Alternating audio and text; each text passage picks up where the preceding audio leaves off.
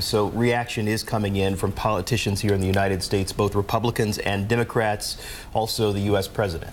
Donald Trump took to Twitter Saturday to condemn the attack. He said the shooting was not only tragic, it was an act of cowardice. He added, there are no reasons or excuses that will ever justify killing innocent people. But presidential candidate and El Paso native Beto O'Rourke called out Mr. Trump after the shooting. O'Rourke suggested the president's rhetoric against minorities may have played a role in this attack. Listen. Yes, we've had a rise in hate crimes every single one of the last 3 years. During an administration where you have a president who's called Mexicans rapists and criminals, though Mexican immigrants commit crimes at a far lower rate than those born here in the country, he has tried to make us afraid of them to some real effect and consequence. Attempting to ban all Muslims from this country. The day that he signed that executive order, the mosque in Victoria, Texas was burned to the ground. Those chants that we heard in Greenville, North Carolina, send her back, talking about our fellow American citizens duly elected to represent their constituents in the Congress who happen to be women of color. He is a racist, and he stokes racism in this country, and it does not just offend our sensibilities, it fundamentally changes the character of this country, and it leads to violence. And again, there are still details that we are waiting on, but I'm just following the lead that I've heard from the El Paso Police Department, where they say there are strong indications that this shooter wrote that manifesto and that this was inspired by his hatred of people here in this community.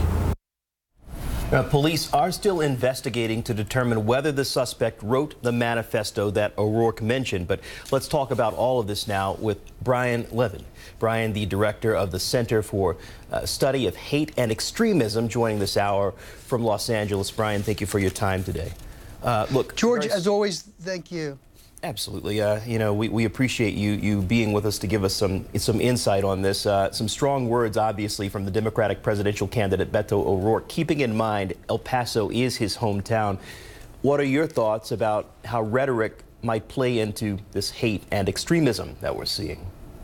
That is a great question. We just came out this week with a report where we said white supremacist extremism is the most ascendant in a very diverse threat matrix. But with respect to your specific question, we've done some interesting research with West Virginia University, and what we found is that, for instance, after the Muslim ban proposal came out 5 days after the San Bernardino terrorist attack, hate crimes against Muslims were already 300% above the average daily for the first 11 months of the year. Then, after the Muslim ban proposal, it went up to over 400%, a 23% increase. November 2016, election month, worst month for hate crime in 14 years, and the day after Election Day, which included a bomb plot against a predominantly Muslim apartment complex, was the worst day since June 2003. And around last year, election time, our specific research that we did at the Center for the Study of Hate and Extremism found a spike in many cities outside of the southernmost portion of the United States. So when we do day-by-day ticks, we've seen that this has happened. Interestingly enough, just give me 1 second. When candidate Trump launched his campaign in a very tightly packed news week, hate crimes against Latinos did not go up, but going back to November 2016, that was the group that had the biggest increase during that month. I want to talk about the alleged gunman now. He gave up without a shot fired. Given your understanding of who would do this type of thing and why someone would do this type of disgusting thing, what do you think was behind that? I think it's chilling that it matches exactly what we wrote on page 3 of our study, which just came out at the end of July. And what I talked about in the study was how these kinds of extremists, and it's our belief that this is an act of domestic terrorism, white supremacists. And again, we're going to wait, this is a suspected, we're saying suspected, until the authorities officially call it that.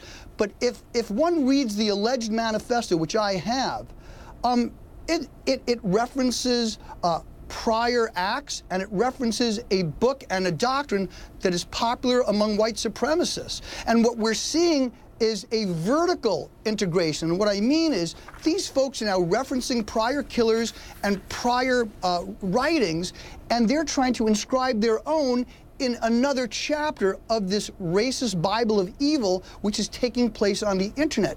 It's a newer trend that we've been seeing, but it's scary, and it's something we've seen with young males from about 19 to 21.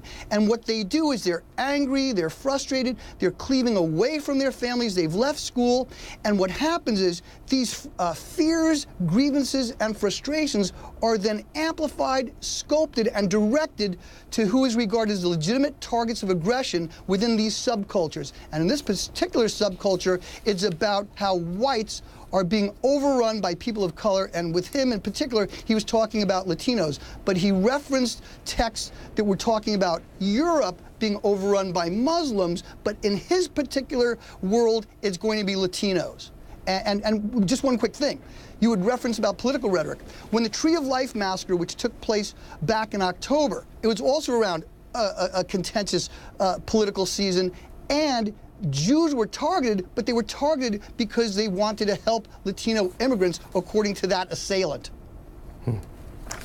I want to delve in just a bit on these online chat boards. No need to mention the name of the chat board. People can Google it and figure it out. But the gunman allegedly posted his reasoning, his twisted reasoning on this board. It is a place that is rife with racist and anti-Semitic conspiracy theories. Is there anything more that can be done to monitor, to police these sites? Keeping in mind it was just a short amount of time when he posted the post on that site, and apparently the attack, took place.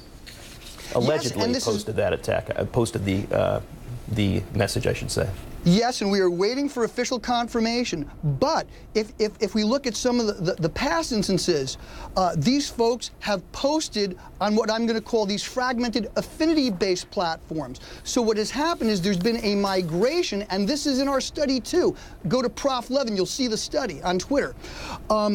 What we're seeing is that they're getting radicalized on the web, but they're also trying to make their mark on the web. And we have three types of these kind of offenders: ideologically motivated, psychologically dangerous, or personal benefit or revenge. And you can mix and match, but one is usually predominant. And what I think, unfortunately, is that we have more ticking time bombs in the United States. White supremacist extremism has supplanted violent Salafist jihadists over the last few years, and unfortunately, as we wrote in our report chillingly, unfortunately we expect this to continue. Social media companies, I think, need to do a better job, but what's already happened is there's been a migration to these kinds of platforms which you discussed, these splintered, fragmented, affinity-based platforms, and they're not cats playing the piano. We're talking about vicious, vicious bigotry as expressed allegedly by this particular assailant. And, given that this is a developing story, and I want to just be very clear since I misspoke just a moment ago, investigators are still looking into determining whether this alleged gunman posted this on that site that doesn't, deserve mentioning. We will, of course, continue to bring you the updates as we get it. But Brian, we appreciate your time. Thank you. Thank you, as always. Well, let's get some insight now from the scene from CNN law enforcement analyst Josh Campbell. He's a former FBI supervisory special agent. Josh spoke earlier with CNN's Alex Marquardt about the attack. Let's listen. Law enforcement official familiar with the ongoing investigation tells us that the Bureau has opened what they're calling a domestic terrorism investigation that will run concurrently to the state investigation. Now, they're stressing that the state is still in charge here. The state of Texas investigators have the lead, but the FBI has opened a concurrent case to look into the possible motivation of the shooter, to include ideology. If there's any type of hate crime angle to this, they'll be working that case, especially looking into this alleged manifesto that we've been talking about. Again, trying to get into the mindset of the shooter. Was this someone who came here causing mass loss of life based on hate. And obviously the FBI, the federal government, has a host of resources that they can bring to bear. I was just in California last week. We were covering yet another mass shooting. In that instance, the FBI also providing resources. They provided their profilers from the behavioral analysis unit at Quantico that helped them get into the mindset of this person based on these past incidents. So we can bet that there will be a host of resources that the federal government will be bringing to bear. We're told that there are different offices, satellite offices around Texas, that are sending resources here, and FBI assets at headquarters in Washington are standing by to deploy to this location should they get any requests from state officials here that are leading the investigation.